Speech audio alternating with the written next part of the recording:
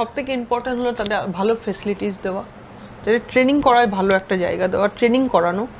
আর একটু যদি আমরা নিউট্রিশন পার্টটাতে ওদের যদি হেল্প করতে পারি, কারণ খাবার দাবার যদি না থাকে তুমি মাঠেতে এসে এত লোডটা নিতে পারবে না। কারণ আমরা সকলেই বলি, তুমিও বলবে, বিশ্বাস করো, আমিও বিশ্বাস করি যে ভুকা পেট কুছ নেই হতা।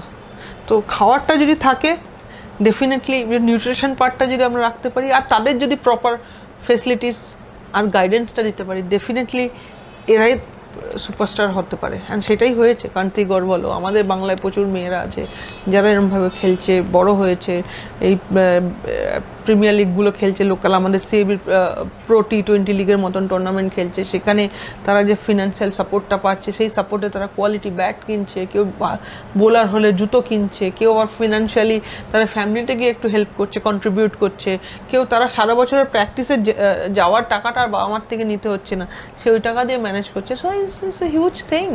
ওই বয়সে তুমি ভাবো তো, একটা আন্ডার 15-16 মেয়ে যাই টাকা কামাক না কেন, ইটস এ বিগ থিং।